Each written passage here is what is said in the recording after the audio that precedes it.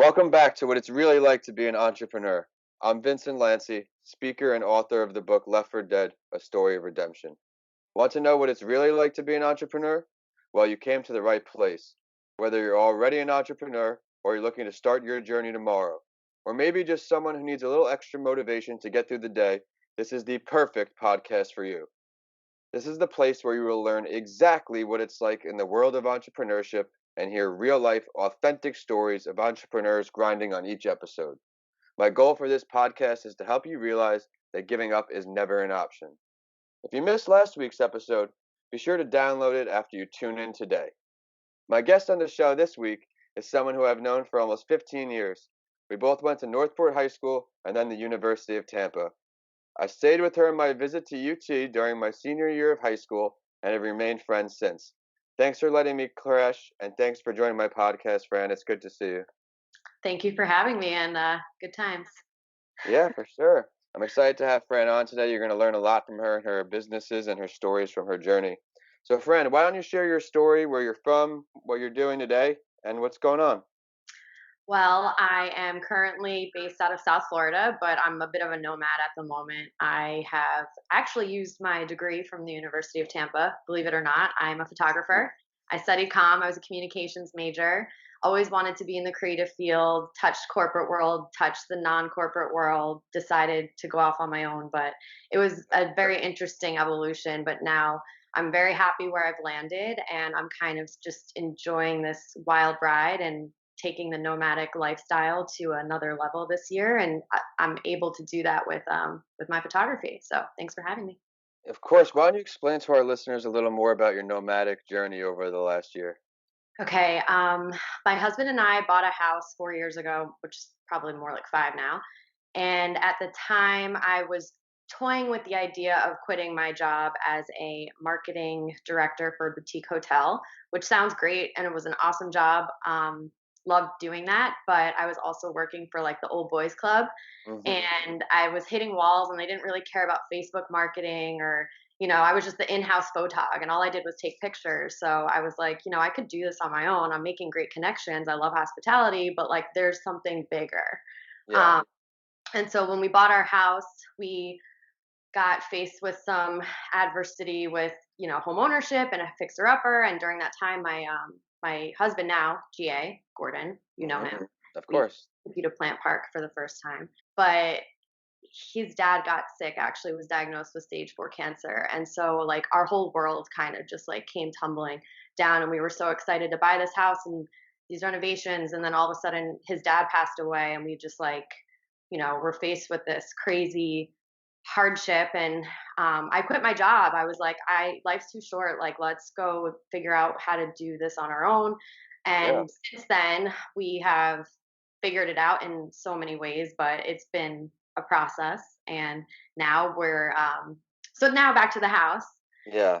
We sold it, and with that money we decided to renovate a vintage Airstream and just travel, because we love our dog and we love to travel, but it's hard to leave him all the time. And we just felt Yeah. like it was a great opportunity and timing. And it's not original, people do it all over Instagram, there's a huge community. And so we just said, we're not doing this for the gram, we're doing it because we can, so let's do Yeah. it. And we went cross country for 6 months up to New York, saw a bunch of friends and family down, through Maine, Oregon, California, Colorado. We're back in Florida because I got some business here, so Yeah. taking Of care of course. that. And then we're going to go back out on the road for another 4 to 6 months. So we'll see what happens. Well, I've really enjoyed watching your pictures online. At the end of this episode, we'll share your social media and your website so our listeners can listen and watch in too. Thanks. Yeah, so that's a great story. Thanks for sharing. So now, Fran, what I do each week is I share an entrepreneurial story that is sure to inspire our listeners. This week, let's look at Sarah Blakely. She is the founder of the undergarment company Spanx. Sarah Blakely had little money left when she was founding Spanx. She was also turned down from potential investors time and time again. This made it extremely difficult for her to get her company off the ground, and the easy choice would have been just to give up. To portray the validity of that statement, where it only takes one, during the beginning rounds of her marketing efforts, Oprah Winfrey was that one where she complimented Spanx and it drove sales up for awareness in the company. She even made a guest appearance on the hit show Shark Tank.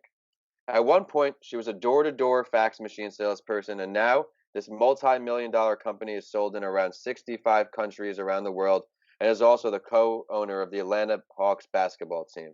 That's a boss. Yeah, it's And crazy she's from stuff. Clearwater too. Is she? Yeah, fun fact. Yeah, Florida girl, right Back near Tampa, to for the those whole of you not familiar with Florida. But now, friend, we're going to get into the big five. This is my favorite part of each episode because not only do I learn more about you, my guest, but the listeners can learn all about your journey. So, for the big five, let's get into it. Question one: when did you realize that you weren't happy with what you were doing, or maybe you just simply needed a change? My epiphany happened in 2014. My sister got married, and I was very involved with the wedding planning. I helped pick vendors, decor, all the things. I was basically like her wedding planner, and I fell in love with that industry. But I was also really intimidated by it because it's so saturated, and I know so many talented and respected photographers. So even though I was shooting and doing a lot of that creative work, I didn't feel like I fit into that category. So I knew I wanted to do something in the wedding industry. So I started like a style event business, but I wanted to do photography on the side. I was trying to do so much.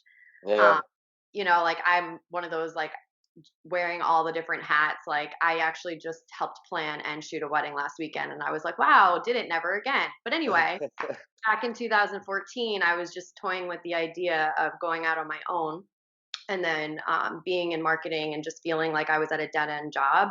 I was super unfulfilled. I didn't feel like I was growing, and it was too comfortable. So when life really happened was I told you earlier, yeah, my husband's father was diagnosed with cancer and died within 6 months, and it just kind of put our whole world into perspective about how life is short and nothing is promised. And if you have these goals and these dreams, like what are you waiting for? So he was I able love to it. support Yeah. me. Yeah, like he was in school too. My GA was getting his doctorate in physical therapy.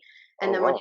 yeah, and when his dad was sick, he was back like in the hospitals working and going to school and grinding and commuting to Davie, and he was miserable. He was working for 4 or 5 years to get in, and I was just trying to be supportive and help him, follow this dream. And he ended up quitting school by choice. And I thought that was the most admirable thing that somebody could do, was to choose I to say, agree. what, this isn't for me. So both of us kind of took a complete pivot, and we started just kind of living a more simple life and realizing it's not about climbing that corporate ladder or saying I'm a doctor. You can do something that is on a smaller scale that helps people without being in the medical field. And I've always loved the idea of working together, and now we are. So it's really cool that he's kind Awesome. of supported me throughout the years getting off the ground. And now that I've found my way into the wedding industry, which is sort of the journey, I got inspired by my sister's wedding, and then our wedding photographer, who I'm going to plug Yeah. right now, Josh Yeah. Payne. He's an amazing artist. He's a destination wedding photographer. We were friends before I hired him, and he pulled me in to shoot weddings with him after I got married. So we That's actually did an awesome. elopement in Italy together last year, and he was just the one that said, "You've been denying this wedding photography thing for 4 years. Like it's happening."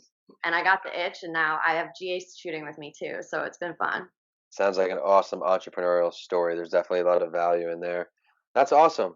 Thanks. And Follow it's your dreams. circle too. Like I think that's what I like the most about my story, is that it evolves, and it always comes back. Like you Oh, come back to whether it was a person you met or a place that you experienced. Like I'm a very sentimental person, and I kind of like to lead with my heart. So I'm always finding like the little meanings, but I feel like that's what life is all about. You have to appreciate that stuff to, see the bigger picture. I love it. I love it. Question two. Talked about it a little bit, but what are one or two of the most difficult parts of being an entrepreneur you can share with our listeners? Something to motivate them through these tough times that they're probably going to experience as well. Yeah, so I am a little bit ADD. I'm like your Windows browser or Safari with like all the tabs open at all Me times. too. So like prioritizing is such a struggle. Even when I worked for corporate, like I needed people to give me tasks and assignments and deadlines. Like I need to know when these things have to get done, otherwise they kind of just float. So I put a lot of pressure on myself with that, because as an entrepreneur, there's always so much to be done, whether it's All day there's something to do. client relationships, social media, marketing, like, getting new people to come in and see you and staying relevant and just the everyday. It's so hard for me to prioritize. And then between shooting and editing and delivering and, helping friends babysit and knowing that you Yeah. have a flexible schedule. And then my second thing is separating because my personal and professional life are so intertwined. Yeah. I try to limit myself from, screen time when 6 o'clock rolls around. It's dinner time. We get ready to watch Jeopardy at Wheel of Fortune. It's my guilty pleasure. I will be on Wheel of Fortune. That is on my bucket list, just so you know. Like no screen time, but if GA falls asleep and I'm just sitting there, like I feel like I need to be doing something. I need to be editing. I can't just like if I'm watching something on TV, I'm usually completely somewhere else. So I struggle. I don't think there's any such thing as a work-life balance, and I Yeah. think that's okay. Like people just need to embrace that and just, you have to learn when there's a time for work and there's a time for play and there's a time to just like do nothing. Cuz I have those days where I literally just close all the blinds and hibernate, and it's so beautiful. Like I live in Yeah. Florida, and I will not be at the beach. I will be in the air conditioning, just without any sort of sensory. I love it. Yeah, I'm an indoor person Yeah. as well, especially when it's hot down there. Oh yeah, and then self care. Obviously, you got to take care of yourself. You got to get your yoga in. Like my yoga sensei is always like asking where my husband where I am, and it's because I'm like editing, and I really should be at yoga. So I struggle, but we find the time when we can. I'm guilty of the same thing, always feeling like I need to work on something because something new is gonna pop up. But Oh, perfect. yeah, and you get these light bulbs at the most random times, and shower thoughts are real. Like I wish I had a chalkboard in my shower or something A where little shower board. yeah, like all these random thoughts you get when you're in the shower and epiphanies. Could I agree. start. That happens to me when I exercise. But let's move to number three. All What is right. one of your greatest failures, and what did it teach you? I honestly believe I haven't had a major failure just because everything that's ever happened, whether it's like my camera settings just completely like blacking out and not changing my settings during a shoot, or you know, expectations or contracts, like I learn as I go and you don't know what you don't know. Mhm. So I always just value every shoot, every experience is different. And I take so much from each day and client. And I channel that into something positive versus feeling like I failed. I think it's always a win, because I'm the only person being held accountable. So I really try to I can't blame anybody else for my problems. So it's just you got to channel that into a reflection and move on and move forward. I love the way you put that. It's a good way, and that'll be very valuable for everybody listening in. We'll move to number four. Dead or alive, if you could choose to have a conversation and learn from one entrepreneur, someone who got things off the ground all by themselves, who would you pick? Really hard question for some reason. I honestly have to say Joanna Gaines. I am just in love with her and her story. And I read her book with her husband, and they're such real people, and they have such an amazing work ethic. They built their brand out of nothing. They Yeah, started. explain a little bit for our listeners who aren't sure. Okay, so the Fixer Upper couple that are on HGTV, they have a brand called Magnolia, and it started with them just kind of flipping houses, but it was so much more than that.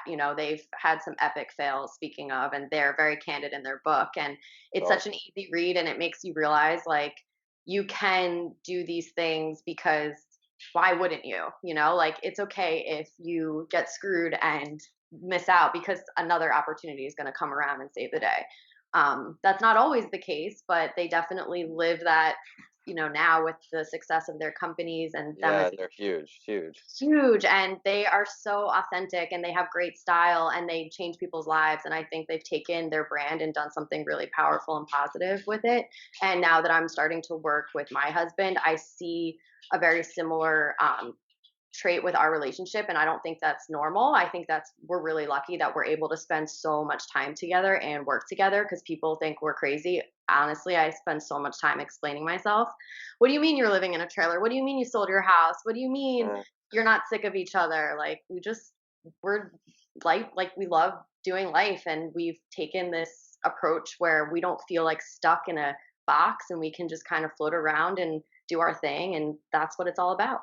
I love it. Yeah, some people, like we talked about before, with the job title being a doctor, some people that's what they want, and some people want more of the flexibility, the I mean, it's tough to not have a paycheck every Friday. Some people Gosh, mentally they would freak out. You know, I was at a bank, I was at these companies earning good money, and then when I moved to more of my philanthropy related activities and uh, following my passion, money will be larger at the end of the day. But in the beginning, it's just it's frustrating. given. I mean, that's probably why we want to work every hour of the day because we want to put ourselves in the position to get there.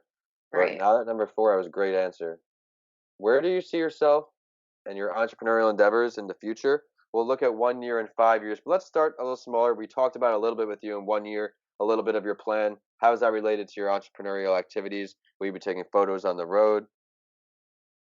Yeah, so I am booking out weddings and events and destinations that I've sort of targeted. The Bahamas is a really special place for GA and I. We got married there, and since we've just had a lot of opportunities from our venue and being, it's actually a very big island, Eleuthera, but there's such a small community there, so we've just become super attached and we're going to start building a little house over there so we can That's spend awesome. more time and have this Florida to Bahamas sort of commute. And we've been doing the work and it's been coming back to us, so we're just kind of embracing this island lifestyle. We did the tiny living thing, we traveled. We're Yeah. not RV people, but we've enjoyed the experience, so we feel like this is our evolution. Like, we sold our house with this intention, and now we're pursuing it. We purchased land, we're working with a builder, so we're hoping by this summer we're going to be living an island life and kind of spreading out over there, which is just a whole new animal. But we're really excited because we know we love it, and it's not a far commute from Florida. So Yeah, it's awesome. I really envy that. That's great. You're getting out there, seeing everything. And now, Fran, thanks for coming on the show. I know we're going to see a lot of value in what you said today, the entrepreneurial stories of how hard you had to work, leaving the easy paycheck to follow your dreams. Well, this is time for the last word here. Is there something that you want to share with our listeners that you just didn't get to touch on today? yeah, I feel like people need to learn to be uncomfortable. I It's love it. okay to be uncomfortable. Like, we had a very cushy situation. We had our house paid off. We were just like living this very Yeah. um, settled life where you would have kids and we would host families and holidays, and we just said maybe this isn't what we want right now, and we're gonna give this up when we don't have to. And we made that choice, and like, we made a choice to get uncomfortable. And I feel like the growth that has come in the last year to not even maybe 6 months has been beyond my wildest expectations from what I thought I would be doing a year ago. And I'm excited that it's going to continue because I don't have like a necessary home base, and I'm a homebody. I'm a Cancer, like, Yeah. or I like to just kind of be in my shell, and having the like just open-ended possibilities has been really rewarding. And it's good to get uncomfortable. It's the only way you're going to change. So just embrace the growth because this is all you have, and that's what we're here for. Yeah, I love it. All right, friend, why don't you go ahead and share your social media and your website so that way our listeners can follow in on your road trip, see the pictures, and then reach out to you for their wedding and other party needs. Awesome. Yeah, I'm Coviello Photo. It's my maiden name, Coviello Photo, and my website is coviellophoto.com. All right, great, guys. So give her a follow at Coviello Photo and check out coviellophoto.com to learn more today. Please follow the show on Instagram at your favorite morning podcast and on Twitter at Podcast by Lanci. Of course, my handles are at Vincent A. Lanci on all social media and YouTube, and my website is vincentalanci.com. If you really enjoyed today's episode, please continue listening and rate What's It Really Like to Be an Entrepreneur 5 stars. I work really hard to find value delivering stories for you on each episode. And as always, I will end the show and the last word with a quote that inspired me, and it will be sure to inspire you too. Wake up with determination, go to bed with satisfaction. If you missed last week's episode, please be sure to download it after you tune in today. Thanks for listening, and I'll see you next week on What's It Really Like to Be an Entrepreneur.